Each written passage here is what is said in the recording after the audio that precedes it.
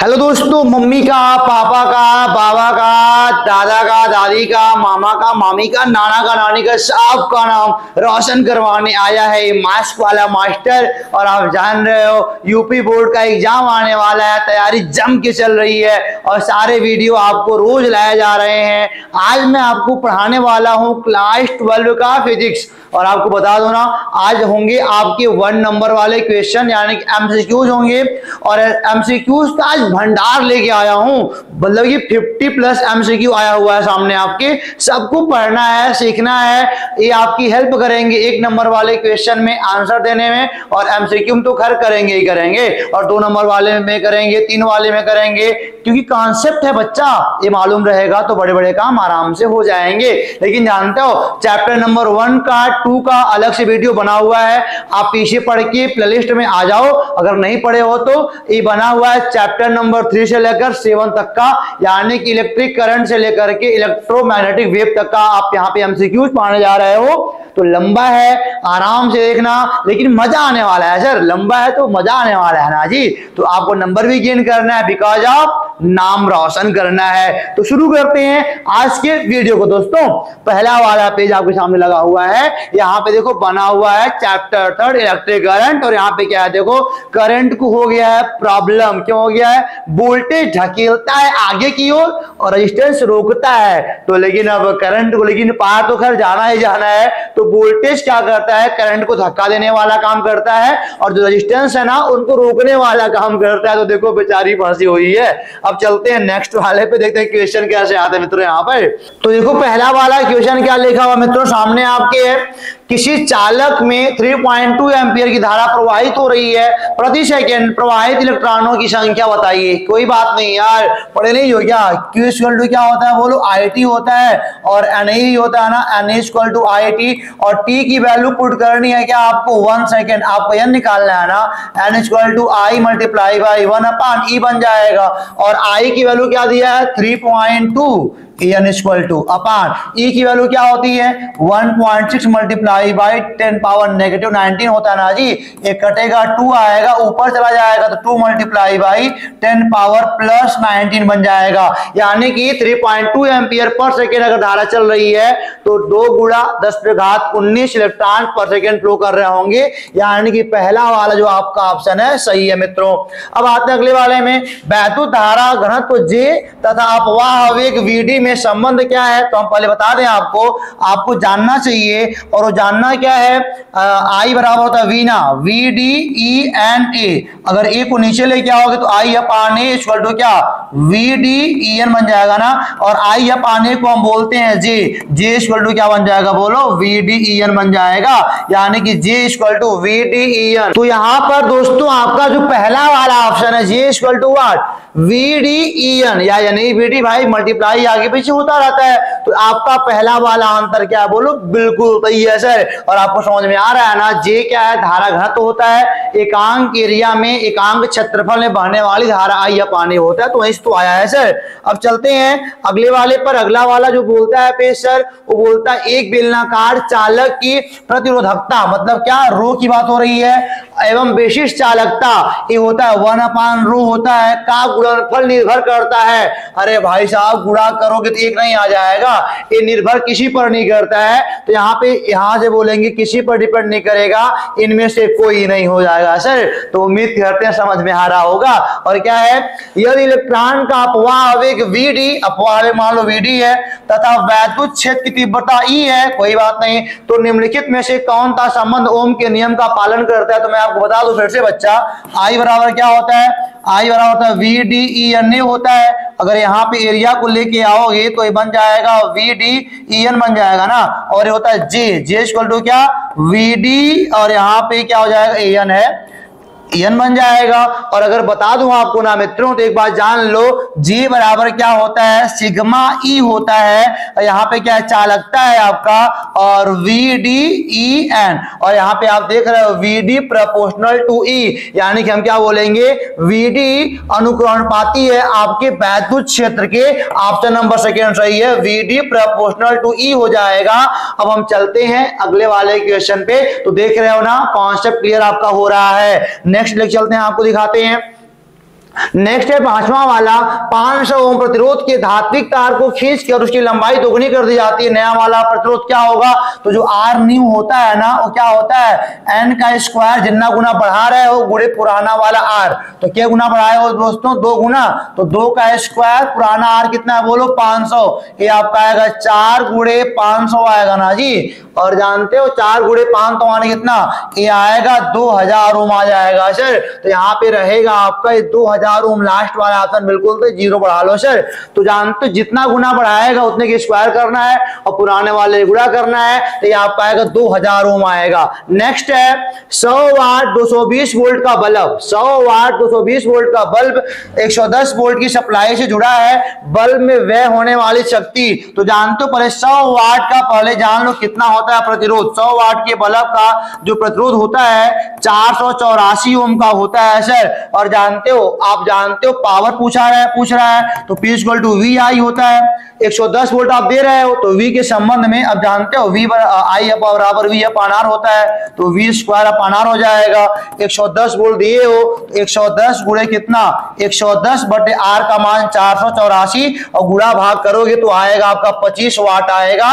तो देखो 25 वाट आपका आंसर क्या है बोलो, सही है। और हाँ, इंपॉर्टेंट क्वेश्चन सब लोग हैं, हर बार बोर्ड एग्जाम में पूछे गए हैं। उम्मीद करता हूं समझ में आ रहा होगा। कमेंट बॉक्स में 2-4 बात बोल दो यार समझ में आ रहा हो तो। अब चलते हैं लेकर के आपको आगे नया वाले क्वेश्चन पे। नया वाला क्वेश्चन क्या बोलता है, आपके सामने लिखा हुआ है, किसी तार का वैद्युत प्रतिरोध 500 ओम रहेगा। यहाँ पे 500 ओम है, इसकी वैद्युत चालकता क्या होगी, तो जानते हो चालकता ये क्या होता है, सिग्मा = 1/R होता है यार।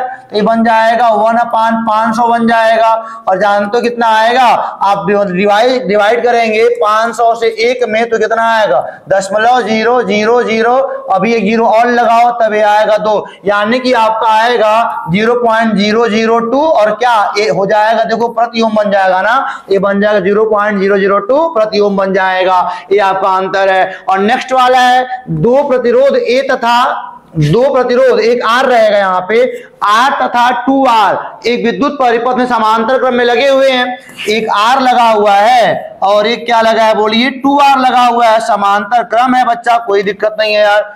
R तथा 2R में उत्पन्न होने वाली ऊष्मीय ऊर्जा का अनुपात अगर समांतर क्रम में रहेगा तो वोल्टेज क्या रहेगा बोलो, सेम रहेगा। और हमने क्या पढ़ा है, W बराबर क्या होता है, I स्क्वायर RT होता है। और अगर I का मान रखा जाए, I बराबर क्या होता है, V अपॉन R, तो स्क्वायर लगाओगे तो RT आएगा।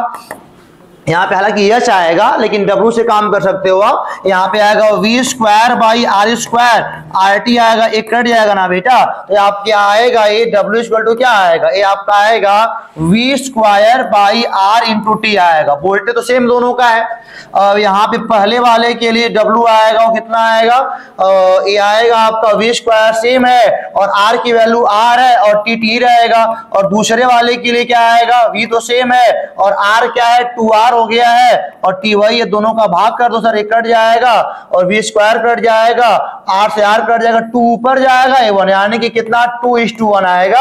यानी कि आपका दूसरा वाला सही है। आप देख लो, उसमें ऊर्जा यानी कार्य को आप पकड़ लो, अरे ऊर्जा करोगे तो 4.8 लगाना पड़ेगा और क्या, बाकी आप काम पे कर लोगे तो 2:1 आएगा। ये आपका आंसर सेकंड वाला है। फार्मूले को पकड़ना और याद रखना समांतर क्रम में विभव समान होता है। विभव वाला फार्मूला पकड़ लेना, आराम से लग जाएगा, टाइम सेम रहेगा और V का मान सेम रहेगा, बस R रहेगा और एक जगह पे 2R लग जाएगा। अब चलते हैं लेकर के आपको आगे मित्रों। आगे कह रहा है, एक बैटरी जिसका विद्युत वाहक बल 5 वोल्ट है तथा आंतरिक प्रतिरोध 2 ओम का है। एक बैटरी दिया हुआ है, विद्युत वाहक बल आपका 5 वोल्ट का है, आंतरिक जो प्रतिरोध आपका 2 ओम का है और एक बाहरी प्रतिरोध से जुड़ी है, बाहर वाला भी कोई लगा हुआ है और धारा बह रही है 0.4 एम्पियर की धारा बह रही है। तो बैटरी का टर्मिनल वोल्टा आप जानते हो E बराबर क्या होता है, टोटल जो विद्युत वाहक बल होता है वो जितना बाहर वाले को दिए हो इसी को बोलते हैं टर्मिनल वोल्टा बोलते हैं, और जितना वोल्ट ही खाएंगे IR। तो जानते हो E का मान 5 है और V का मान V का मान निकालना ही है और I का मान कितना है 0.4 है और R का मान कितना है इनके 2 है, तो 5 माइनस कितना 0.8 इक्वल टू V आएगा, तो सॉल्व करेंगे 4.2 वोल्ट आएगा। चौथा वाला ऑप्शन आपका सही है। तो देखा टर्मिनल वोल्टा विद्युत वाहक बल और आंतरिक प्रतिरोध में संबंध आपको मिल गया और आपने सवाल चालू कर लिया। आगे है, दिए गए चित्र में किसी परिपथ के भाग में धारा दर्शाई गई है और चित्र में आपको बना दूं कि 4 एम्पियर 2 एम्पियर, मैं चित्र नहीं बनाया था, तो 4 एम्पियर और यहाँ पे क्या है 2 एम्पियर, और आगे बोला जा रहा है यहां से निकल जा रहा है 1 एम्पियर और बोला जा रहा है ये यहां से निकल जा रहा है फिर से आपका 1.3 एम्पियर और पूछ रहे हैं यहां वाला कितना आएगा आई, तो जितना यहां टोटल गया वही यहां जाएगा, तो 4 + 2 इक्वल टू क्या 1 + 1.3 प्लस आई हो जाएगा, तो 6 और माइनस क्या 2.3 इक्वल टू आई आएगा, तो ये आपका आएगा 2.3, ये 3 बन जाएगा 3.7 एम्पियर आपका आएगा। दूसरा वाला सही है यार, इनको साल घटाएंगे तो कितना आएगा 3.7 आएगा। ये आपको जानते हो एक किरचॉफ का संधि वाला नियम काम कर रहा है, यहाँ पे जितना धारा यहाँ दी होता है यहाँ पहुंचेगा यार। अब चलते हैं आगे वाले पर। नेक्स्ट बोलता है समान पदार्थ के दो घनों की भुजाएं क्रमशः L व 2L हैं, इनके प्रतिरोधों का अनुपात क्या होगा। अरे भाई तुम अब तक सिलेंडर का तार पढ़े हो, अब ऐसा तार पढ़ रहे हो जो घन का तार है, घन की तरह गया हुआ है, कोई बात नहीं यार। तो करना क्या है, आपने क्या पढ़ा R इक्वल टू क्या होता है बोलो रो इंटू L/A होता है। समान पदार्थ की दो घनों की भुजाएं क्रमशः L व 2L हैं और इनके प्रतिरोध का अनुपात निकालना है, कोई बात नहीं यार। तो पहले वाले का निकालोगे तो रूट सबका सेम रहेगा और एक का लंबाई L है और जब लंबाई L तो एरिया क्या आएगा आपका L का स्क्वायर आएगा और क्या आएगा, और यहाँ पे आप इनको सॉल्व करेंगे तो एक L कट जाएगा तो रो इंटू अपॉन L आएगा और R2 कितना आएगा रो इंटू लंबाई 2L है और देखा जाए तो यहाँ पे क्या एरिया मतलब क्या लंबाई गुणा चौड़ाई 2L गुणे 2L यानी कि 4L का स्क्वायर, L तो L कट जाएगा और देखो यहाँ पे 2 से 2 कट जाएगा तो ये आएगा रो अपॉन 2L आएगा। और देखो क्या करना है R1 अनुपात R2 निकालना है, तो करना है क्या भाई R1 अपॉन R2 निकालोगे तो कितना आएगा रो अपॉन L अपॉन यहाँ पे रो अपॉन 2L, रो कट जाएगा LL कट जाएगा 2:1 आएगा, मतलब R1 इस टू जो R2 की वैल्यू है वो 2:1 आएगी। और ये आपका 11th नंबर क्वेश्चन जो आपका पूरा हो गया लग गया। और आपको समझ में आना चाहिए क्या, अगर पदार्थ समान है तो रो सेम रहेगा, लंबाई बदल रही है तो इसका एरिया तो बदलेगा ना, L गुणे L पहले स्क्वायर आएगा 2L पे 4L का स्क्वायर एरिया आएगा, लंबाई गुणे चौड़ाई एरिया होता है।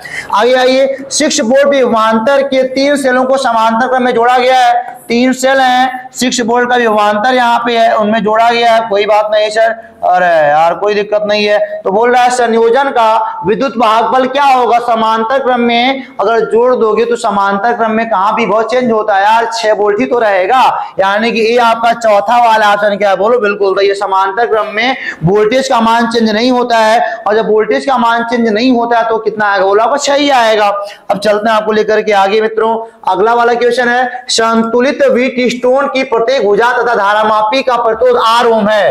ये देखो भाई इस संतुलित वाला व्हीटस्टोन में ब्रिज बना रहा हूं और सभी भुजाओं का जो R दिया है ना, यहाँ तो करंट जाता नहीं है, R R R और R, तो देखा जाए ये दोनों श्रेणी क्रम में है और ये श्रेणी क्रम में है और R R श्रेणी क्रम में क्या बन जाएगा 2R और 2R नीचे बन जाएगा तो 2R समांतर क्रम में हो गया। तो क्या होता है दोनों का गुणनफल बटे दोनों का योगफल होता है सर, तो ये आपका आएगा 4R का स्क्वायर बटे 4R कट जाएगा तो कितना आएगा आपका ये आएगा R, दूसरा वाला ऑप्शन आपका सही है। अब चलते हैं आगे। तो दोस्तों अब देखते हैं क्वेश्चन नंबर 14 क्या बोलता है, लिखा है 3 समान प्रतिरोधकों का श्रेणी क्रम में तुल्य प्रतिरोध R1 है, यानी कि 3 लोग को जोड़ा गया है ऐसे और समान लोग हैं तो R R R, ये कितना आएगा बोलो ये 3R आएगा और 3R को बोला गया R1, ठीक है।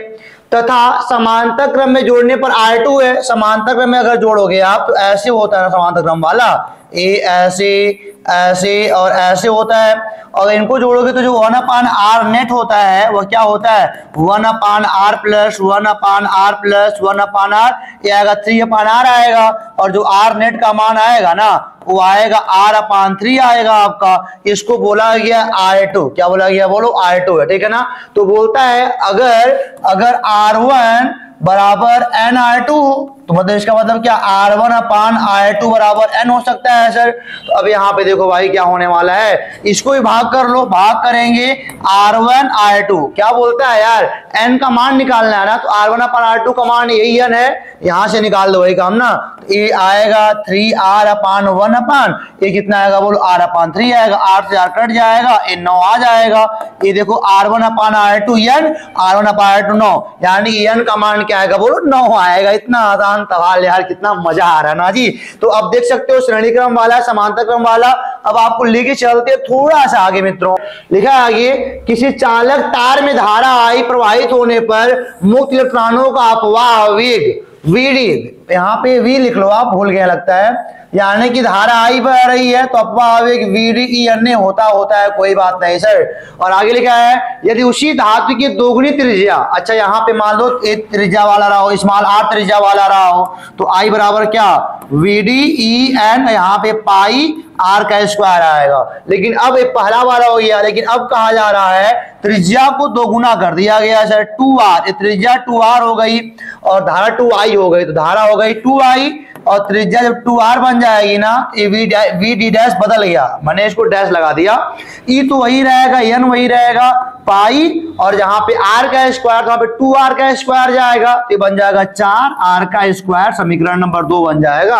और बोलता है आपको बताना Vd डैश का मान, तो क्या करना है यार, भाग कर दो ना दोनों का, भाग करेंगे तो क्या आएगा I अपान 2i आएगा, इक्वल टू यहाँ पे क्या Vd पाई r स्क्वायर अपान यहाँ पे क्या आएगा Vd डैश पाई 4r का स्क्वायर। तो देखो यहाँ पे en कट जाएगा, पाई कट जाएगा, स्क्वायर कट जाएगा और 2 1 जा 2 2 2 जा 4, तो हम देखेंगे I से I कट जाएगा, तो यहाँ पे 2 यहाँ जाएगा, सॉरी Vd यहाँ भेज दो ना, ये निकालना हमको था, Vd डैश इक्वल टू ये Vd बाई क्या होगा बोलो 2 हो जाएगा। यानी कि जो अब जो अपवाह वेग आपका है वह क्या है, पुराने वाले का आधा, यानी कि Vd डैश कितना बोलो V बाई 2 है, पुराने वाले का आधा। ये देखो ना, समझ में आना चाहिए यार, और समझ में तब आएगा जब कॉन्सेप्ट पढ़े होंगे आप ना। पढ़ना है क्या यार, I बराबर V ना, Vd ने, जहां पे Vd क्या है, ड्रिफ्ट वेलोसिटी यानी अपवाह वेग है वही। अब चलते हैं आपको लेकर के अगले वाले क्वेश्चन पे। लिखा है सवाल नंबर 16, क्या लिखा है, एक समान विद्युत वाहक बल E1 बराबर E2 तथा आंतरिक प्रतिरोध R1 बराबर R2 की दो आदर्श बैटरियां समांतर क्रम में जोड़ी गई हैं। समांतर क्रम में जोड़ेंगी तो पहली बात क्या, दोनों का वोल्टेज समान रहेगा, और जानते हो इनका तुल्य विद्युत वाहक बल E तथा आंतरिक प्रतिरोध R है। सही विकल्प को चुनना है, तो सही विकल्प में मैं आपको बता दूं ना, तो E1 बराबर E2 आ जाएगा, क्योंकि समांतर क्रम में विभव चेंज नहीं होता है, सेम रहेगा वही, 5 वोल्ट इनका 5 वोल्ट उनका रहेगा, तो समांतर क्रम में जोड़ोगे तब भी कितना आएगा, 5 ही वोल्ट आएगा। और समांतर क्रम में जो R नेट हमारा आता है ना, वो R1 से भी कम आएगा और R2 से भी कम आएगा। ये आपका हो गया सवाल नंबर 16 समांतर क्रम में। लेकिन श्रेणी क्रम में क्या होता है, R नेट का मान सबसे ज्यादा होता है, R1 से भी ज्यादा, R2 से भी ज्यादा, R3 से भी ज्यादा। लेकिन यहाँ पे क्या होता है, सबसे कम, R1 से कम, R2 से कम, R3 से कम, और विद्युत वाहक बल E का मान सेम रहेगा आपका। अब चलते हैं आगे लेकर के आपको नेक्स्ट वाला क्वेश्चन कहता है, समांतर क्रम में जुड़े 10 ओम के दो प्रतिरोधों का तुल्य प्रतिरोध। समांतर क्रम में जुड़े 10 ओम के दो लोग अगर जुड़ेंगे ना, तो क्या होता है, दोनों का गुणा दोनों का जोड़, यानी कि 100 बटे आपका आएगा 20 से आएगा आपका 5 ओम आएगा, यानी कि आपका चौथा वाला आंसर क्या बोलो सही है। समांतर क्रम में दो लोग के लिए आप हमेशा रख लीजिए क्या, कि दोनों का गुणनफल बटे दोनों का योगफल, 100 बटे 20 5 आएगा, ये आपका चौथा वाला ऑप्शन सही है मित्रों। तो ये आपका खत्म हो गया क्या, यहाँ पे जो मोस्ट एमसीक्यूज इंपॉर्टेंट वाले थे इस वाले चैप्टर के इलेक्ट्रिक करंट के खत्म हो गए। अब हम चलते अगले वाले चैप्टर पर, जहां पे हम पढ़ेंगे गतिमान आवेश एवं चुंबकत्व को, और उसको पढ़ लेंगे, फिर चलेंगे अगले वाले पे। तो शुरू करते हैं अगला वाला चैप्टर। तो दोस्तों अगला वाला पार्ट शुरू करने से पहले आपको फिर से याद दिला दूं मैं, मम्मी का, पापा का, बाबा का, दादा का, नाना का, नानी नानी का, मामा का, मामी का, सबका नाम रोशन करना है। तो बोर्ड एग्जाम को टॉप करने के लिए आपको पढ़ना पड़ेगा। तो हम शुरू करते हैं अगले चैप्टर को, लेकिन उसके पहले आपको बता दें कि आपका ध्यान किधर है, मास्क वाला मास्टर इधर है। अब देखो भाई, शुरू करने जा रहे हैं अगले वाले चैप्टर को, जिनका नाम क्या है, moving charge and magnetism. Chapter number 4 में आता है। और यहाँ पे आप तमाम देख रहे हो फिगर वगैरह, इलेक्ट्रिक फील्ड के, मैग्नेटिक फील्ड के, क्या चल रहा है क्या नहीं, वो तो आपको पार्ट के अंदर मालूम चलेगा। तो शुरू करते हैं सवालों के एक बड़े समूह को, जहां पे आपको 20+ क्वेश्चन मिलेंगे इस वाले चैप्टर से। तो लेट नहीं करेंगे, शुरू करते हैं चैप्टर को। क्या देखते हैं बोलता है चैप्टर हमारा। सवाल देखो भाई क्या लिखा है, गतिशील आवेश उत्पन्न करता है। क्या गतिशील आवेश उत्पन्न करता है, क्या बनाता है। अगर मान लो कोई चार्ज मूव कर रहा है, मतलब मान लो आवेश मूव कर रहा है, इलेक्ट्रॉन मूव कर रहा है, धारा बनेगा। और धारा बनेगा तो क्या बनेगा, केवल चुंबकीय क्षेत्र बनेगा, है ना जी। तो गतिशील आवेश क्या बनाता है, केवल चुंबकीय क्षेत्र का निर्माण करता है। अगला है, एक चुंबकीय क्षेत्र उत्पन्न किया जा सकता है। कोई चुंबकीय क्षेत्र है, उसको उत्पन्न कैसे कर सकते हो, केवल गतिमान आवेश द्वारा, केवल बदलते वैद्युत क्षेत्र द्वारा, एक व दो दोनों के द्वारा, इनमें से कोई नहीं। मतलब एक चुंबकीय क्षेत्र कह रहा है, उत्पन्न कर सकते हो किसके द्वारा, आप यहां पे लिख सकते हो दोनों के द्वारा। यानी गतिमान आवेश रहेगा तब भी बन जाएगा, और अगर मान लो वैद्युत क्षेत्र चेंजिंग वाला रहेगा तब भी बन जाएगा। इसको याद रखना, काम करेगा। अब चलते हैं लेके आपको अगले वाले पेज पर, और अगले वाले क्वेश्चन पर देखते हैं क्या बोलता है। थर्ड वाला क्वेश्चन है, चुंबकीय क्षेत्र की तीव्रता का मात्रक होता है। चुंबकीय क्षेत्र की तीव्रता का मात्रक होता है। यहाँ एक सवाल और बना हुआ है। अच्छा बताइए जरा, फाई बराबर क्या होता है, चुंबकीय फ्लक्स बराबर क्या होता है, बी डॉट ए होता है। तो बी के मात्रक की बात किया जाए अगर, तो बी का मात्रक क्या होगा, फाई का होता है वेबर और अपान एरिया, यानी कि वेबर पर मीटर स्क्वायर बन जाएगा। ये वेबर पर मीटर स्क्वायर बन जाएगा। नेक्स्ट है यहाँ पे भूल गया है, 1/रूट में mu naught into epsilon not रहेगा, का मात्रक है। तो जानते हो सी बराबर प्रकाश की चालती बराबर क्या, 1/√ऑफ म्यू नॉट इंटू होता है एप्सिलॉन नॉट होता है। और प्रकाश की चाल का मात्रक क्या, मीटर पर सेकेंड होता है। इतना छोटा सवाल तुमको परेशान कर रहा है यार। हर साल एग्जाम में मतलब क्वेश्चन यहीं से बनते हैं, पढ़ना है और आगे जाना है। अब चलते हैं आपको लेकर के आगे नेक्स्ट वाले क्वेश्चन पर। जो अगला वाला क्वेश्चन क्या लिखा है, यहाँ पे लिखा है म्यू नॉट एप्सिलॉन नॉट रहेगा। Mu naught epsilon not power है 1/2 नेगेटिव का। म्यू नॉट एप्सिलॉन नॉट का पावर क्या, -1/2 दिया है। इसको लिखेंगे 1/म्यू नॉट एप्सिलॉन नॉट प्लस का 1/2। मतलब ये ऊपर से नीचे आ गया ना, तो साइन चेंज हो जाएगा। इसका मतलब होता है रूट में। तो ये क्या है, ये आपकी लाइट की वेलोसिटी है। 3 × 10⁸, 3 गुना क्या 10⁸ मीटर पर सेकेंड आएगा। तो 3 × 10⁸ कहीं दिया नहीं, कहीं गलती से ये मत मार देना, ये सेंटीमीटर है। तो मीटर में चेंज, यहाँ पे मीटर को अगर चेंज करेंगे सेंटीमीटर में ना, 100 गुणा हो जाएगा। तो 3 × 10⁻10 सेंटीमीटर पर सेकेंड आएगा। यानी कि ए वाला आपका, ए वाला सही, ए वाला गलत है। तो सेंटीमीटर मीटर को देख के गुड करना, नहीं तो बच्चा जानता है 3 × 10⁸, तो पता चला गुड मार के आ गए, सब सही है और फंस गए हैं यार। तो फंसना नहीं है। अगला है, एक समान चुंबकीय क्षेत्र बी में बल रेखाओं के समांतर एक इलेक्ट्रॉन जिसका आवेश ही है वी वेग से चलता है, इलेक्ट्रॉन पर लगने वाला बल F बराबर क्या होता है, Q V B sine theta होता है। अगर मान लो कोई आवेश Q है, वी वेग से गतिमान है, चुंबकीय क्षेत्र B है, और यहाँ पे थीटा क्या है, V और B के बीच का एंगल है। तो लगने वाले बल का फार्मूला ही होता है आपका। तो यहाँ देखो, बी में बल रेखाओं के समांतर इलेक्ट्रॉन गतिमान है, बल रेखा अगर आगे जा रही है तो इलेक्ट्रॉन भी कहाँ जा रहा है, बोलो आगे जा रहा है। तो दोनों के बीच का एंगल क्या है, बोलो 0 डिग्री का है। और जब 0 डिग्री बन जाएगा ना, तो साइन 0 का मान क्या होता है, 0 होता है। तो ओवरऑल F का मान आएगा 0, यानी कि लगने वाले बल का मान क्या होगा, बोलिए 0 होगा। याद रखना, F बराबर Q V भी साइन थीटा होता है। अब चलते हैं नेक्स्ट वाले पेज पर। अगला वाला पेज क्या कहता है यार, किसी समान चुंबकीय क्षेत्र में एक इलेक्ट्रॉन के लंबवत दिशा में प्रवेश करता है। किसी समान चुंबकीय क्षेत्र में एक इलेक्ट्रॉन क्या करता है, मान लो एक समान चुंबकीय क्षेत्र इनवर्ट वाला है, अगर यहाँ पे कोई इलेक्ट्रॉन मान लो लंबवत प्रवेश करेगा, देखो क्षेत्र अंदर जा रहा, इलेक्ट्रॉन आगे जा रहा, तो दोनों के बीच एंगल कितना होगा, 90 हो गया, तो लंबवत प्रवेश कर गया। तो यहाँ पे पथ उसका कैसा होगा, इलेक्ट्रॉन का पथ कैसा होगा, सर्कुलर होता है, क्योंकि आप जानते हो राइट हैंड क्या, पाम रूल जानते हो, अंदर क्या है बताओ, चुंबकीय क्षेत्र है, अंगूठा हमारा कहाँ जाएगा, आवेश गति की ओर जाएगा, तो ऊपर कौन जा रहा है, ऊपर लगने वाला बल क्या होता है, बोलो, वही हमारा होता है बल की दिशा, ऊपर जाएगा, देखो आगे भी जाएगा ऊपर भी जाएगा, फिर यहाँ पे आएगा आवेश ऊपर, अंदर अंगुलियां जाएंगी, तो यहाँ पे क्या होगा, अंदर लगने वाला है, आगे भी अंदर भी, पूरा लेके बनता है सर्कल, यानी कि अपथ होने वाला है आपका वृत्ताकार। अब चलते दोस्तों आगे वाले पे, चुंबकीय द्विध्रुव आघूर्ण का मात्रक m बराबर क्या होता है, I इंटू ही होता है। I क्या है, I आपका धारा है,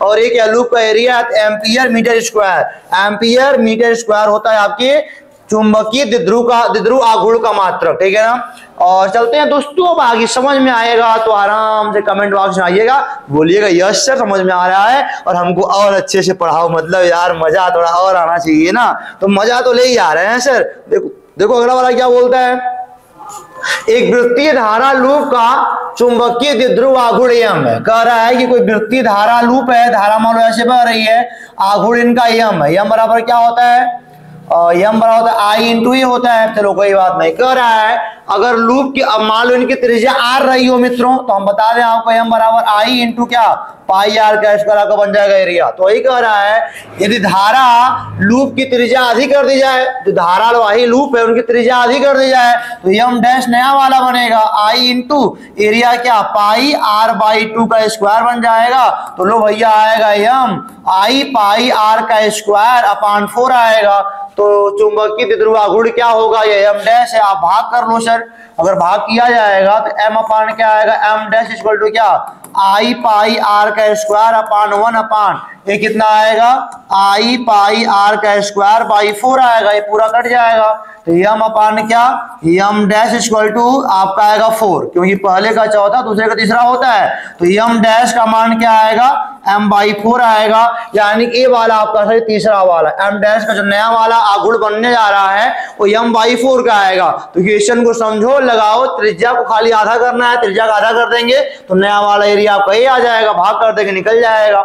अगला है, यदि किसी ए क्षेत्रफल वाली कुंडली में धारा I बह रही है, कुंडली में धारा I बह रही है और फेरों की संख्या n है, तब कुंडली का चुंबकीय द्विध्रुव आघूर्ण क्या होगा, मतलब एक फेरा का I होता है, तो ऐसे n फेरे रहेंगे तो कितना होगा, n I होगा। तो n I पहला वाला क्या बोलो सही है, चुंबकीय द्विध्रुव आघूर्ण m बराबर I होता है एक फेरा का ना, अगर n फेरे होंगे तो n I हो जाएगा। अब चलते हैं मित्रों अगले वाले क्वेश्चन पर, देखते हैं अगला वाला क्वेश्चन क्या बोलता है। यहाँ से अगला वाला हमको लगता है तो वही है आपका ना जी, वो तो हम लगा चुके, कोई बात नहीं, सवाल 2 बार आ गया है, यही वाला सही था आपका। आगे है, एक वृत्ताकार छल्ले का क्षेत्रफल कितना दिया है, 1.0 सेंटीमीटर का स्क्वायर है, और यहाँ पे क्या है, तथा इसमें 10 एम्पियर धारा प्रवाहित हो रही है, 0.1 टेस्ला तीव्रता का चुंबकीय क्षेत्र छल्ले के तल के लंबवत लगाया जाता है। छल्ले के, ये मानो छल्ले का तल है, और यहाँ पे कह रहा है 0. कितना दिया है, 1 टेस्ला तीव्रता का, यानी कि मान लो B ऊपर जा रहा है, ठीक है ना, तल के लंबवत है भाई साहब, तल के लंबवत है, कोई बात नहीं है। और आगे बोलता है लंबवत लगाया जाता है, चुंबकीय क्षेत्र के कारण छल्ले पर लगने वाला बल होगा। तो साफ साफ बताया ना, छल्ले वाले केस में जब भी लंबवत की बात कर देगा, सीधे 0 मार के आ जाइएगा यार, लंबा चौड़ा कहानी क्या करना, सीधे क्या बोल देंगे 0 होगा। जब भी छल्ले वाला सवाल लंबवत वाले केस में आएगा तो सीधे बोले कितना आएगा, बोलो 0 आएगा।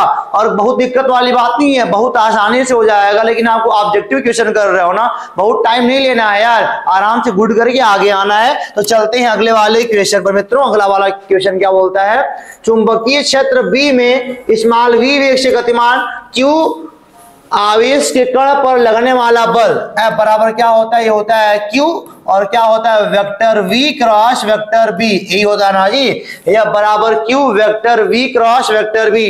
यहाँ पे कौन सा आंसर बनने वाला है, बराबर q vector v cross vector b। कोई लिखा नहीं है क्या, ये वाला ऑप्शन, ये वाला नहीं रहेगा, ये वाला ब्रैकेट में डाल दो, vector v cross vector b होता है, ये आपके लगने वाले बल का फार्मूला। और जब क्रॉस हटाओगे तो q v भी क्या आएगा बोलो, साइन थीटा आ जाएगा, ठीक है ना। अब चलते हैं आगे वाले पे। एक वृत्ताकार लूप का पृष्ठीय क्षेत्रफल आपका a है तथा इसमें प्रवाहित धारा I है, और बोलता है एक वृत्ताकार धारावाही लूप दिया है, एरिया A है और धारा मान लो I बह रही है। चुंबकीय क्षेत्र की तीव्रता B लूप के तल के लंबवत है, लूप के तल के लंबवत है। मान लो ये अंदर जा रहा हो ना, लूप के तल के लंबवत हो गया, कोई बात नहीं। चुंबकीय क्षेत्र के कारण लूप में लगने वाला बल आघूर्ण कितना होगा, टाउ का फार्मूला क्या होता है, vector m cross vector b होता है आपके टाउ का फार्मूला, ठीक है ना। और m का फार्मूला क्या होता है, I इंटू ए होता है, और यहाँ पे क्या है, यहाँ पे वेक्टर b दिया हुआ है, कोई बात नहीं यार। अच्छा इनको एक काम करते हैं, रुक जाइए, हम कहते हैं ना इनको आपका दोसर कितना बोल देते हैं, एम बी साइन थीटा बोलते हैं, ये बन जाएगा एम बी साइन थीटा बन जाएगा, कोई बात नहीं यार। अब तुम देखो ध्यान से, वेक्टर m और वेक्टर b वाला एंगल कितना जा रहा है, अगर देखा जाए तो अब यहाँ पे अगर देखो आप तो वेक्टर m कहाँ जाएगा, अंगूठा लगा, मतलब राइट हैंड थंब रूल लगाइए, तो अंगूठा चारों उंगलियों को आपको धारा की ओर मोड़ना है, अंगूठा कहाँ जाएगा, बाहर, कहाँ जाएगा बोलो, बाहर। और क्षेत्र कहाँ जा रहा, अंदर जा रहा, तो बाहर एक और एक अंदर हो गया, दोनों के बीच एंगल कितना 180 डिग्री। 180 डिग्री का मान क्या होता है, साइन 180 का मान होता है 0, तो पूरा टाउ का मान आपका आएगा 0, यानी कि चौथा वाला ऑप्शन क्या है आपका, बिल्कुल सत्य है, बिल्कुल क्या बोलो, सत्य है। अब चलते हैं आपको लेकर के आगे, याद रखना right hand thumb rule, palm rule जो भी है। अगला है चुंबकीय क्षेत्र B के लंबवत V के लंबवत V वेग से चलने वाले आवेश पर लगने वाले बल का मान है बराबर क्या होता है, Q V B sine theta. लंबवत चलेगा तो साइन 90 बन जाएगा, मान 1 होता है, बराबर क्यू वी बी आपका आ जाएगा। ये पहला वाला ऑप्शन क्या है बोलो आपका, बिल्कुल सही है। अब चलते हैं आगे, वैद्युतशीलता एप्सिलॉन नॉट तथा चुंबकशीलता म्यू नॉट के माध्यम में विद्युत चुंबकीय तरंग का वेग है। अरे भाई इन दोनों के माध्यम में जो तरंग का वेग होता है वो प्रकाश के वेग के बराबर होता है, तो C बराबर 1/करणी में क्या, mu naught into epsilon not, यानी कि ये आपका आएगा mu naught into epsilon not आएगा। और जो भी है ये आपका बिल्कुल सत्य है और आपको समझ में भी आ रहा होगा। अब हमने इतने सारे एमसीक्यूज कर लिए तो बोर नहीं होने का, परेशान नहीं होने का, क्योंकि मम्मी का, पापा का, बाबा का, मामा का, मामी का, दादा का, दादी का और नाना नानी सबका नाम रोशन करने के लिए बैठना पड़ता है, इत्मीनान से बैठना पड़ता है। अरे भाई बड़े सफर को तुम तय करने जा रहे हो, एक बड़ा लक्ष्य तुम मतलब अचीव करने जा रहे हो, तो कुछ तो त्याग करना पड़ेगा ना सर, त्याग करोगे वही आगे काम करेगा आपके लिए। अब चलते हैं लेकर के आपको आगे, तो एनर्जेटिक रहो, बढ़िया से पढ़ो, क्योंकि जानते हो बिना पढ़े गुजारा होने वाला नहीं है। यहाँ पे लिखा है एल लंबाई के तार में आई एम्पियर की धारा प्रवाहित हो रही है, एल लंबाई के तार में आई एम्पियर की धारा प्रवाहित हो रही, कोनो बात नहीं भैया, होने दो यार, क्या दिक्कत है। और लिखा है तार B weber per metre square चुंबकीय क्षेत्र से 30 अंश पर झुका हुआ, यानी कि बोल रहा है यहां से मान लो यह बी आपका है, चुंबकीय क्षेत्र का मान, यहाँ थीटा का मान 30 डिग्री है, तार पर चुंबकीय क्षेत्र के कारण लगने वाले बल का मान, अरे भाई जानते हो क्या होता है, F बराबर क्या होता है, फिर से वही बात है, आई बी एल साइन थीटा होता है, तो कोई बात नहीं, आई बी एल साइन 30 बन जाएगा, मान 1/2 होता है, तो आई बी एल बाई 2 बन जाएगा, आई बी एल बाई 2, यानी कि सेकेंड वाला आपका आंसर सही है। धारावाही चालक तार पर चुंबकीय क्षेत्र के द्वारा लगाया गया बल क्या होता है, यह बराबर आई बी एल साइन थीटा होता है मित्रों। अब चलते हैं आगे, आवेश Q एक समान चुंबकीय क्षेत्र B के समांतर वेग से गति करा, समांतर वेग जब भी गति करे ना, अरे भाई अब बराबर कितना बार बोले, Q V B sine theta, समांतर गति करेगा तो थीटा का मान कितना, जिधर B है उधर हमारा आवेश का वेग है, तो दोनों के बीच एंगल 0 आएगा, साइन 0 का मान 0 होता है, तब का मान क्या आएगा, 0 ही तो आएगा। लो तीसरा वाला सही कर दिया है ना जी, तो थर्ड वाला आपका सही है। अब चलते हैं नेक्स्ट वाले पर लेकर के आपको, अगला वाला क्वेश्चन क्या बोलता है मित्रों, कट गया थोड़ा सा, मैनेज करो यार, कोई दिक्कत है, मैं बताता हूँ क्या लेके आया। लिखा है एल लंबाई के तार का वृत्ताकार कुंडली में मोड़ा जाता है। एल लंबाई के तार को वृत्ताकार कुंडली के रूप में मोड़ा जा रहा है, यानी कि एल लंबाई का तार है अब वृत्ताकार में मोड़ दिया गया, मतलब कि 2 पाई, मान लो इनकी त्रिज्या बेटा ए हो तो 2 पाई ए बराबर एल बन जाएगा। सरकमफेरेंस पूरा लंबाई वही बना है हमारा, पूरा परिधि हो गया ना जी। तो ए का मान क्या आएगा बोलो L/2 पाई आ गया, हम सब लिख दिए पहले ही यार। लिखा है धारा I प्रवाहित हो रही है, केंद्र पर बनने वाला चुंबकीय क्षेत्र का मान बताओ, तो भैया B बराबर क्या होता है μ0/2 इंटू I/A होता है। तो अगर मान को रखा जाएगा तो B बराबर क्या आएगा μ0/2 आएगा, I/1 कर लो और A का मान क्या L/2 पाई कर लो यार, कोई दिक्कत नहीं है। तो क्या चलने वाला है, ये यहां जाएगा यहाँ आएगा, तो B का मान क्या आएगा μ0/2 आएगा, और यहाँ पे ऊपर जाएंगे तो 2 पाई I अपान नीचे L 2 से 2 कट जाएगा, तो μ0 पाई I/L आएगा, μ0 पाई I/L, μ0 पाई I/L पहला वाला है सही है, हम बगल में छोरा गांव डिंडोरा, पहला वाला है सही है, μ0 पाई I/L बन जाएगा। तो क्वेश्चन आराम से लग जाएंगे यार। अब यहाँ देखो भाई अगला वाला क्या बोलता है, नेक्स्ट है एक समान चुंबकीय क्षेत्र में किसी आवेशित कण के वृत्तीय पथ की त्रिज्या अनुक्रमणपाती किसकी होती है, तो R बराबर क्या होता है mb/qb होता है। मतलब मान लो किसी एक समान चुंबकीय क्षेत्र में अगर लंबवत आवेश घूम जाए चला जाए तो वहां पे सर्कल बनेगा, सर्कल का रेडियस क्या होता है R बराबर mb/qb। m आपके कण का मास है, v वेग है, q उसका आवेश है, b चुंबकीय क्षेत्र की तीव्रता है यार। तो यह क्या है बोलो मोमेंटम होता है, तो p/qb, तो r प्रोपोर्शनल टू क्या p बन जाएगा, यानी जो r है वह कण के संवेग के क्या होगा अनुक्रमणपाती होता है। ऑप्शन नंबर 2 बिल्कुल सही है। और मजे से पढ़ो यार, मजे से पढ़ो आराम से, अगर पढ़ के आए हो और तुम कहोगे ना तो लंबे लंबे वीडियो बना दूंगा तुम्हारे पूरे सिलेबस का, लेकिन बनेगा टाइम से, परेशान ना हो, पढ़ो भी यही वाला। चल कुंडली धारा मापी की सुग्राहिता में वृद्धि की जा सकती है। मतलब चल कुंडली धारा मापी में आपको क्या करना है कि सुग्राहिता में कि और सुग्राह बन जाए और आसान बन जाए। आप कैसे कर सकते हो, आप सीधे जान लो कुंडली का क्षेत्रफल अगर बढ़ जाएगा तो उनकी सुग्राहिता क्या हो जाएगी बोलो, बढ़ जाएगी। अगर कुंडली का जो क्षेत्रफल है बढ़ जाएगा तो उनकी जो मतलब कि क्या वो सुग्राहिता है बढ़ जाएगी। आप लर्न कर लो सर। आगे है सही तथ्य को चिन्हित कीजिए। तो मैं चिन्हित क्या करना है बेटा, मैं आपको बता दूं ना, अमीटर का जो प्रतिरोध कम होना चाहिए। अमीटर जो आप धारा मापने वाला मशीन लगाए हो उसका जो प्रतिरोध है वो कम होना चाहिए, परंतु जानते हो धारा मापी के प्रतिरोध से कम अधिक होना चाहिए। अगर अमीटर का मान लो प्रतिरोध धारा मापी से कम हो जाएगा तो जानते हो अमीटर किसी काम का ना रह जाएगा, वो अभी धारा मापी का काम ही नॉर्मल काम करेगा। तो मतलब क्या है आपको याद रहना चाहिए, अमीटर का प्रतिरोध कम होना चाहिए, परंतु क्या इसको धारा मापी के प्रतिरोध से क्या होना चाहिए बोलो, अधिक होना चाहिए। तब ये मतलब कि क्या करेगा तो बड़े करंट को मेजर कर सकेगा, इसीलिए ऐसा बोला जा रहा है। और जानते हो ये हवाला बेस चैप्टर हो गया खत्म। और हम जानते हो क्या पढ़ेंगे, हम पढ़ेंगे अब क्या, अब पढ़ेंगे चुंबकत्व एवं द्रव्य। इस वाले को थोड़ा आपने थोड़ा रिवाइज कर लो मन में, 2 मिनट का ब्रेक ले सकते हो आप, उसके बाद आराम से देखना अगले वाले चैप्टर को, वो बनने जा रहा है। तो शुरू करते हैं अगला वाला चैप्टर। तो दोस्तों हमने पीछे वाला पार्ट गतिमान आवेश व चुंबकत्व तो खत्म कर लिया है। अब चलेंगे हम लोग नए वाले चैप्टर पर, चुंबकत्व एवं द्रव पर चलेंगे।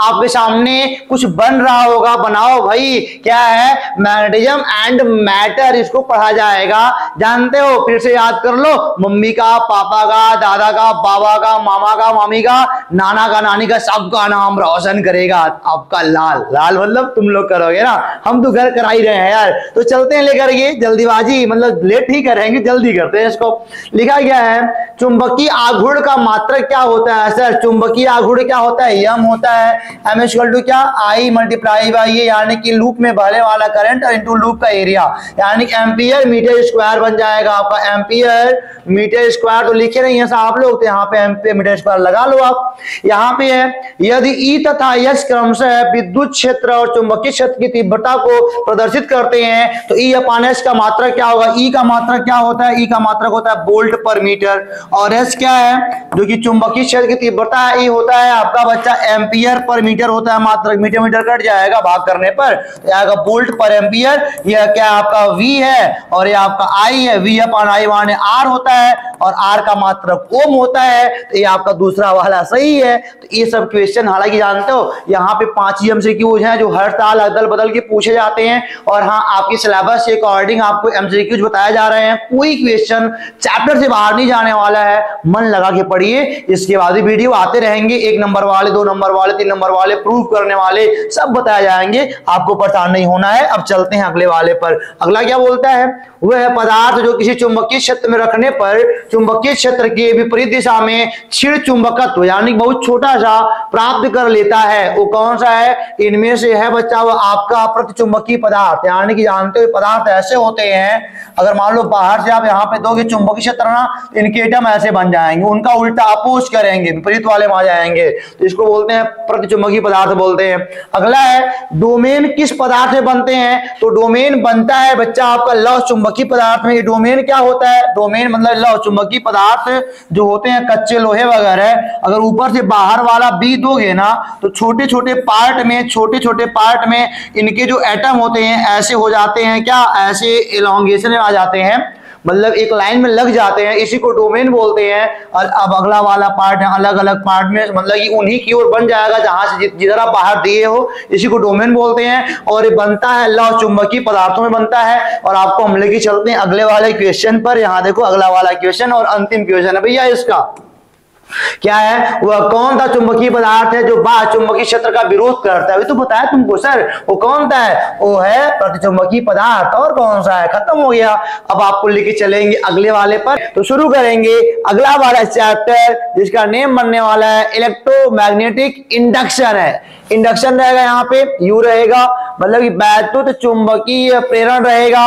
अब हम चलते हैं इसको लेकर के, यहाँ देखो भैया क्या बना है, इलेक्ट्रोमैग्नेट एक्सपेरिमेंट है, ये आपका मतलब कि वेव है, और यहाँ पे क्या देख रहे हो आप, तमाम प्रकार की चीजें देख रहे हो जो कि इसी चैप्टर से क्या बोलो रिलेटेड है, तो फीलिंग आनी चाहिए, इसीलिए सब आपके सामने बनाया गया है क्वाइल वगैरह। और अब चलते हैं, शुरू करते हैं चैप्टर को बच्चा।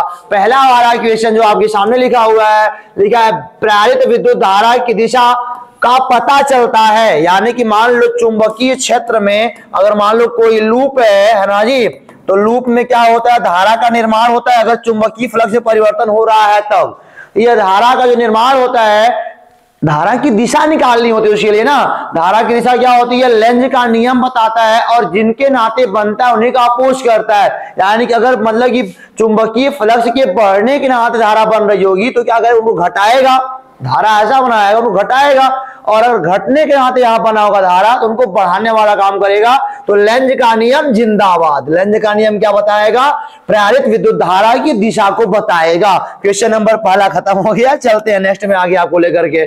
सेकंड वाला जो क्वेश्चन है बच्चा कहता है लेंज के वैद्युत चुंबकीय फ्लक्स प्रेरण के नियमानुसार इनमें से क्या सत्य है।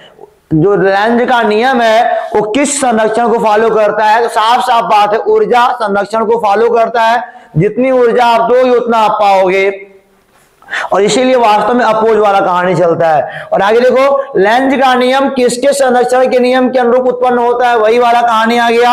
वह कौन है, ऊर्जा संरक्षण का नियम है दोस्तों। तो लेंज का नियम याद रखना ऊर्जा संरक्षण के नियम को फॉलो करता है। अब लेके चलते हैं आपको अगले वाले पे। अगला वाला क्वेश्चन कहता है हेनरी पर मीटर किसका मात्रक है। मित्रों हेनरी पर मीटर किसका मात्रक है, अगर देखा जाए हेनरी पर मीटर किसका मात्रक है तो आपको मालूम चलना चाहिए यह चुंबकशीलता का मात्रक है, यानी कि म्यू नॉट का मात्रक क्या बोलिए, हेनरी पर मीटर है, आपको याद रखना चाहिए चुंबकशीलता का मात्रक है। और यहाँ पे देखो भाई एल आर की विमा होगी जहां एल प्रेरकत्व है तथा आर प्रतिरोध है। एल अपान आर को आप हमेशा के लिए याद रख लो यार, इसका होता है टाइम आता है। एल अपान आर जहां पे एल प्रेरकत्व है आर प्रतिरोध है, जब दोनों का भाग कर दोगे और टाइम आता है लर्न कर लो, एल अपान आर का टी होता है। और याद रखना कभी कभी एग्जामिनेशन में जो बनाते हैं पेपर ना वो बोलते हैं आर अपान एल का क्या होगा, तो भैया 1/t हो जाएगा।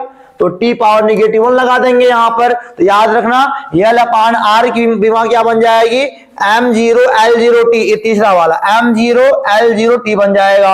इक्वेशन नंबर आपका हो गया 5वां भी खत्म। चलते हैं मित्रों लेकर के आपको आगे वाले प्रश्न पर। क्या लिखा है अगला वाला प्रश्न, 10 ओम प्रतिरोध तथा 10 हेनरी प्रेरकत्व की कुंडली 50 वोल्ट की बैटरी से जोड़ी गई है। कुंडली में संचित ऊर्जा का मान U बराबर क्या होता है, हाफ LI का स्क्वायर, जहां पे L क्या है, प्रेरकत्व का मान है जो दिया गया है कितना, 10 हेनरी दिया गया है। और यहाँ पे आपका I कितना है, I है, I तो आपको मालूम नहीं है क्या, I बराबर क्या होता है, V/R होता है ना भाई, का स्क्वायर लगा देंगे यार, क्योंकि V बराबर IR, तो I बराबर V/R बन जाएगा। V आपका है 50 का, R है आपका 10 का, तो 5 आएगा, 10 × 5 = 50 होता है, तो 1/2 × 10 गुणे 5 = 25 बन जाएगा। ये कटेगा, यानी कि 125 जूल की ऊर्जा क्या होगी बोलो, संचित होने वाली है। तो पहला वाला आंसर सही है, याद रखना। संचित ऊर्जा का फार्मूला हाफ LI का स्क्वायर, V और R का मान दिया था हमने, I का मान निकाल लिया। क्या करना है अगला है, एक वृत्तीय चालक कुंडली में जब 2 एम्पीयर धारा से 18 एम्पीयर धारा, यानी कि बोला जा रहा है वृत्तीय चालक वाली कुंडली जिन्हें 2 एम्पीयर की धारा से कितना हो गया, 18 हो गया भाई। तो कितना बढ़ा, डेल्टा I का मान बढ़ गया 16 एम्पीयर बढ़ गया। 2 से 18 माने क्या, 18 - 2 16 बढ़ गया ना। 0.05 सेकेंड में T का मान दिया है 0.05 दिया है, बढ़ती है तो प्रेरित विद्युत वाहक बल 20 वोल्ट हो जाता है, तो E का मान 20 वोल्ट हो जाता है। तो बोलता है L का मान क्या होगा, तो बच्चों L का फार्मूला क्या होता है अगर बताया जाए तो E/mod में E/, यहाँ पे क्या डेल्टा I/डेल्टा T होता है मित्रों। तो देखा जाए तो E का मान 20/1 लगा दो, 20 वोल्ट दिया वही, और आपका डेल्टा I कितना है 16 बटे क्या 0.05, फर्स्ट का 4 सेकेंड का 3rd। मैं आता हूं यहाँ पर, तो हो जाएगा 20 गुणा 0.05 बटे कितना आएगा बोलो बच्चा, ये आपका आएगा 16, ये आएगा 4 × 5 = 20, 4 × 4 = 16। तो ये कितना आएगा, ये 5 उड़े, आप यहाँ 5 कर लो, यहाँ 400 बन जाएगा।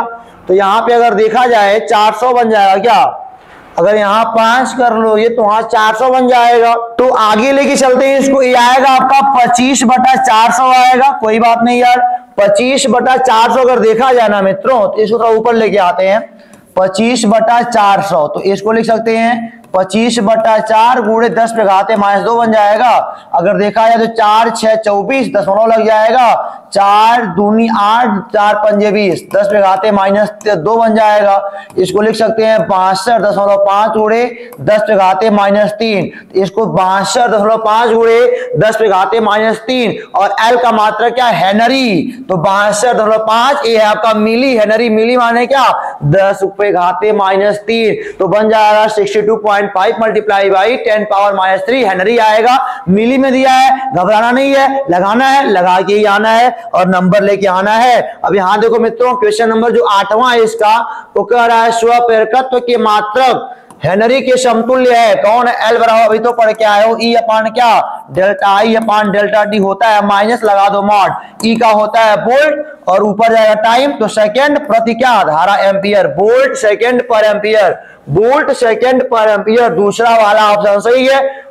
और दोस्तों एक छोटे से वीडियो में हमने इसको कर लिया है पूरा खत्म। विद्युत चुंबकीय प्रेरण क्या हो गया बोलो, खत्म हो गया है। और ऐसे सवाल दिए जा रहे हैं जो एग्जाम में हर साल पूछे जाते हैं, ना मानो तो भैया आएगा तो देख लेना। मैं भी 6 साल से पढ़ा रहा हूं, बहुत सारा अनुभव रखा हूं, इसीलिए आपके सामने मैं क्वेश्चन ऐसे ही ला रहा हूं जिससे आप क्या कर लो, आप अपने एग्जाम को टॉप करो, और कम सवाल रहेंगे तो आपका बोझ कम रहेगा, और यही से आएगा भी 100% आएगा। तो दोस्तों यह वाला पार्ट हो गया खत्म। शुरू करते हैं अगला वाला पार्ट जिनका नाम है प्रत्यावर्ती धारा। तो शुरू करने जा रहे हैं प्रत्यावर्ती धारा को। तो शुरू करते हैं अल्टरनेटिंग करंट को। आप देख रहे हो अल्टरनेटिंग करंट ऐसे होता है, बनाया गया है ना, ऊपर नीचे जाता रहता है यार।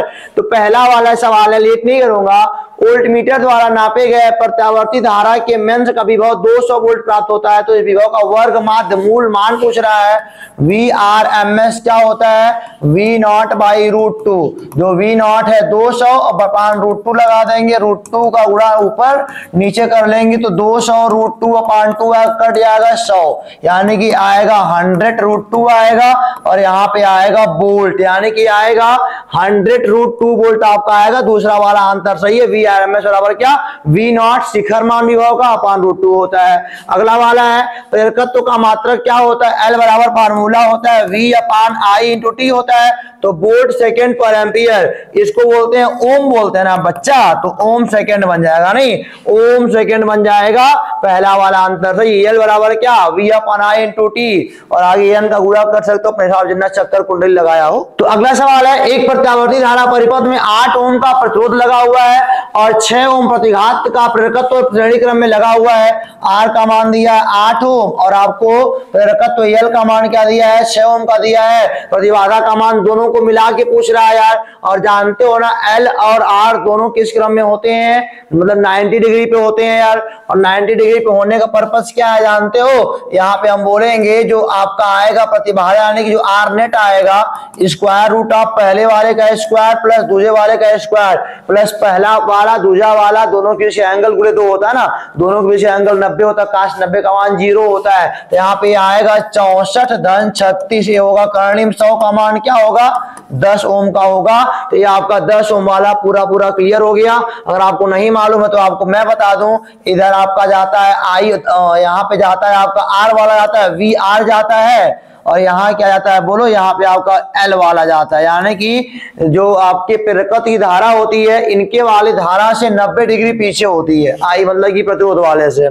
और उसमें क्या होती है, उस संधारित्र में क्या होती है, धारा क्या होती है बोलो, आगे होती है 90 डिग्री। अब यहाँ पे आओ, अनुनाद की स्थिति में एलटी परिपथ की आवृत्ति है। अच्छा बताइए जरा, अनुनाद क्या होता है, अनुनाद जहां पे एक्सएल बराबर एक्सी बन जाए तो ओमेगा एल बराबर क्या ओमेगा सी बन जाएगा, और 1 अपान ओमेगा सी बन जाएगा। तो देखा जाए तो ओमेगा स्क्वायर बराबर 1 अपान एलटी आएगा, तो ओमेगा बराबर कर्णिम क्या आएगा 1 अपान एलटी आ जाएगा। और देखा जाएगा तो ओमेगा बराबर क्या होता है, ओमेगा बराबर 2 पाई एफ होता है इक्वल टू रूट में एलटी आ जाएगा। तो अगर नीचे जाए तो एफ बराबर 1 अपान 2 पाई रूट में एलटी, 1 अपान 2 पाई रूट में एलटी। याद रखना अनुनाद वाला कंडीशन क्या है, एक्सियल बराबर जब एक्सी बन जाएगा ना तो हम क्या बोलेंगे, यही है आपका अनुनाद वाला कंडीशन, रेजोनेंस बोलते हैं अंग्रेजी में बच्चा। अब चलते हैं आगे लेकर के, आपको अगला वाला क्वेश्चन कह रहा है एल तथा आर क्रमशः प्रेरकत्व धारिता एवं प्रतिरोध को व्यक्त करते हैं। निम्नलिखित सूत्रों में किसका विमीय सूत्र आकृति का नहीं, मतलब यहाँ मतलब ये कौन सा सबसे अलग है। तो ये एक बात जानिए, तीनों का मात्रक निकाल लीजिएगा, ये मालूम चलेगा आपको तीनों सेम है, लेकिन सी अपान एल का मात्रक सबसे अलग आएगा। तो सी अपान एल इन तीनों से बिल्कुल अलग है, तो इसको अलग कर देंगे भैया।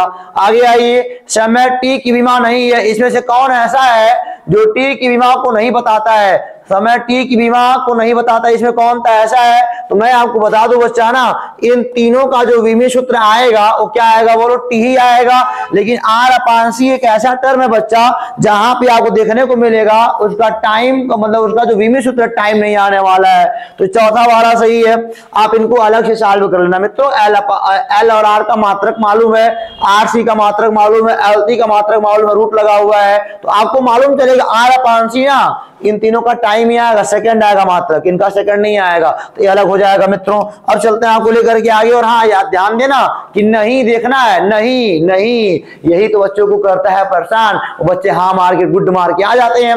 तो सवाल को इत्मीनान से पढ़ना है और तब लगाना है। अब चलते हैं मित्रों आपको लेकर के आगे, अगला वाला कह रहा है एक श्रेणी अनुनादी एलटीआर परिपथ में धारिता सी से 4 सी परिवर्तित की जाती है, मतलब बोलता है उतनी अनुनादी आवृत्ति के लिए प्रेरकत्व एल को कितना चेंज करना पड़ेगा। अच्छा बताओ जरा, अभी पढ़ के तो आए हो, एफ बराबर क्या होता है 1 अपान 2 पाई रूट में एलटी होता है। अब कह रहा है कि इनको चेंज करना है। अब जान जाओ, शुरुआत में हमने कहा एल डैश सी डैश है, और जो सी डैश का मान क्या बोलो 4 सी कर दिया गया है।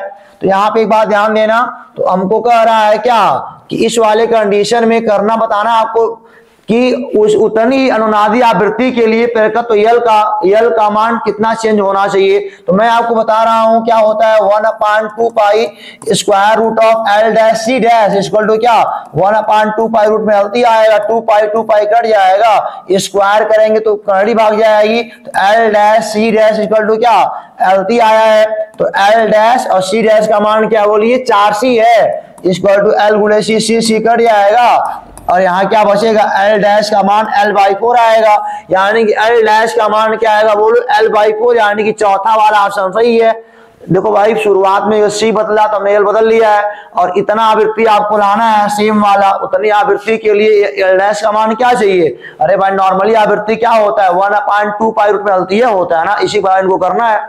अगला है एक LTR परिपथ को प्रत्यावर्ती धारा के स्रोत से जोड़ा गया है, अनुनाद की स्थिति में लगाए गए विभवांतर एवं प्रवाहित धारा में कालांतर होगा। अनुनाद वाले कंडीशन में पूछ रहा है भैया, अनुनाद वाले कंडीशन में अगर पूछेगा तो जानते हो क्या होता है, इधर होता है हमारा V0R होता है, इधर क्या होता है V0L होता है, इधर होता है V0C होता है। अनुनाद वाले कंडीशन में पूरा कट जाता है यार, कहाँ कुछ बचेगा, तो यहाँ पे क्या होगा हमारा, ये हमारा R बचेगा, प्रतिरोध वाला I भी यही हो जाएगा, तो दोनों के बीच का कालांतर क्या होता है, शून्य होता है। अनुनाद वाले कंडीशन में दोनों कैंसिल हो जाते हैं ना मित्रों, बराबर उनका मान आ जाता है। तो यहाँ जहां धारा जा रही है वहां विभव जा रहा है, दोनों के बीच का कालांतर 0 डिग्री का आएगा आपका। अब चलते हैं लेकर के आपको अगले वाले क्वेश्चन पर, देखते हैं अगला वाला क्वेश्चन क्या बोलता है मित्रों। अगला वाला बोलता है एक प्रत्यावर्ती धारा परिपथ में R बराबर 100 दिया है, XL का मान दिया है 300 ओम है, और XC का मान 200 ओम श्रेणी क्रम में आरोपित है, जुड़े हैं।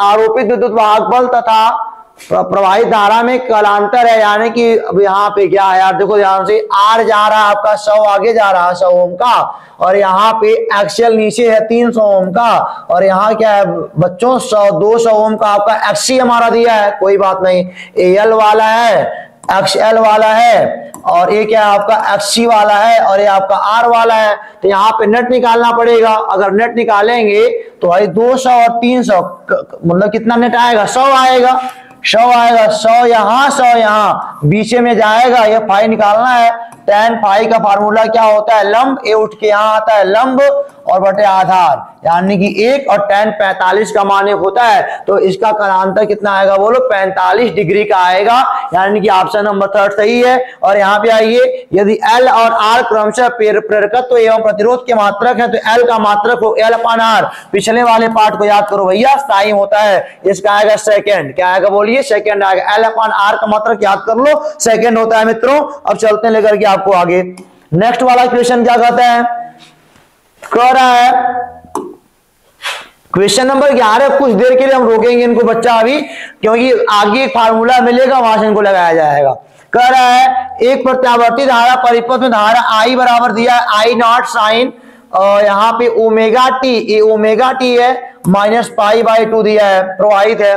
परिपथ के सिरों के बीच प्रत्यावर्ती विभव E बराबर दिया है E0 साइन ओमेगा टी है, अभी यह बच्चा लगाया गया है। परिपथ में व्यय शक्ति P होगी, अगर यहाँ पे P का मान देखा जाए तो आप जानते हो P बराबर क्या होता है VRMS इंटू क्या IRMS इंटू cos फाई। अगर फाई का मान देखा जाए, कालांतर देखा जाए तो ओमेगा टी है, ओमेगा टी -π/2, यानी कि 90 अंश कालांतर आएगा, घटाएंगे तो कालांतर कितने का आएगा 90 डिग्री का आएगा। cos 90 का मान 0 होता है तो P का मान क्या आएगा बोलो 0 आ जाएगा। तो कालांतर याद रखना, P बराबर IRMS इंटू VRMS इंटू क्या होता है बोलो cos फाई। यहाँ देखो एक कालांतर होता है, कालांतर देखा जाएगा तो ओमेगा टी खत्म हो जाएगा, 90 बजे खत्म हो जाएगा भैया। अब चलते हैं आपको लेकर के अगले वाले क्वेश्चन पर मित्रों। अगला वाला क्वेश्चन क्या कहता है यार, देखो उसको, अगला वाला क्वेश्चन कह रहा है किसी प्रत्यावर्ती धारा परिपथ में विभवांतर तथा धारा को क्रमशः V बराबर 100 साइन ओमेगा टी वोल्ट तथा I बराबर 100 sine omega T plus π/3 milli ampere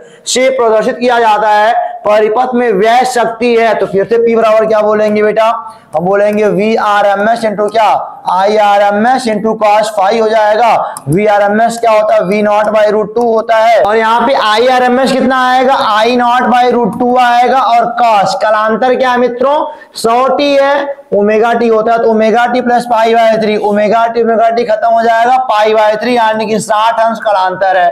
अच्छा बोलो V0 का मान क्या है, V0 आपका दिया है 100 और I0 का मान 100, ये कितना आएगा 2 आएगा, 60 का मान होता है 1/2 होता है मित्रों। ये देखो यहाँ पे आएगा 2 2 4 हो जाएगा, यहाँ पे आपका आ जाएगा मित्रों, जानते हो कितना आएगा, ये आएगा 25। तो आपको लग रहा होगा कि 2500 आएगा ना, गलत है, ध्यान रहे मिली एम्पियर है तो 100 गुणा क्या 10 पे घात -3, तो अगर सॉल्व करेंगे तो आएगा 2.5 वाट आएगा। तो यहाँ पे आपका आएगा 2.5 वाट वाला आपका सही है। अब चलते हैं 14वां पे, प्रतिरोध R, प्रेरकत्व L तथा संधारित्र C श्रेणी क्रम में जोड़े गए हैं। प्रत्यावर्ती धारा स्रोत की आवृत्ति तथा अनुनादी आवृत्ति N, यहाँ पे NR है अनुनादी वाला और एक आपका N है।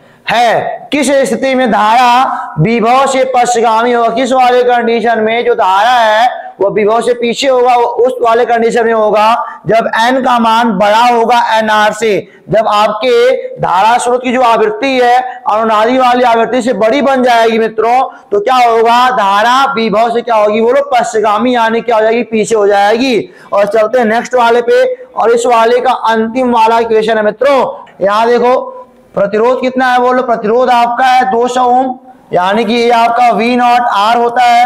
प्रतिरोध जहां जा रहा होता है I है, मान लो I0 है R के लिए, ये आपका दिया है, यहाँ पे जो R का मान दिया है 200 ओम का दिया है, और यहाँ पे L होता है पीछे मित्रों, L बराबर दिया है 1 हेनरी। तो बात किया जाए, आपने पढ़ा होगा XL बराबर क्या होता है बोलो, ओमेगा L होता है।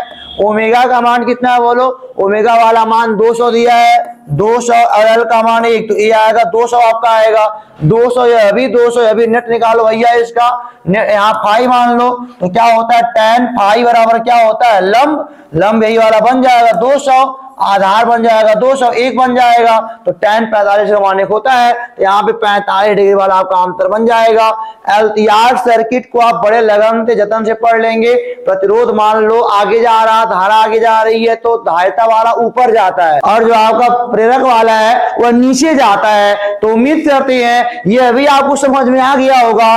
चैप्टर हो गया पूरा पूरा खत्म यार, 15-15 सवालों का जखीरा आपके सामने लाया जा रहा है ताकि आप प्रसन्नता पूर्वक पढ़ सकें और लगा सकें। इतना अगर आप करेंगे तो निश्चित ही आप टॉप करेंगे। इसी को खत्म करते हुए हम चलते हैं अगले वाले यानी कि भौतिक वाले अंतिम चैप्टर पर। हम यहां तक पहुंच के आ गए हैं तो थोड़ा सा और सही, उसका नाम है वैद्युत चुंबकीय तरंगे हैं। मैक्सवेल वाला पार्ट आ गया 4 समीकरणों वाला, उनके ऑब्जेक्टिव को देख लेंगे, उसके बाद हम लोग आराम करेंगे। तो दोस्तों शुरू करते हैं अगला वाला चैप्टर। जैसा कि मैंने अभी बोला, हम पढ़ने जा रहे हैं वैद्युत चुंबकीय तरंगे, इलेक्ट्रोमैग्नेटिक वेव पढ़ने जा रहे हैं। फिर से बोल दूं, मम्मी का, पापा का, बाबा का, दादा का, दादी का, नाना का, नानी का, मामा का, मामी का, सबका नाम रोशन करना है। तो रोशन करने के लिए पढ़ाई करना पड़ता है, और पढ़ाई के जैसा कोई और हथियार नहीं है जो दुनिया को आसानी से बदल सके।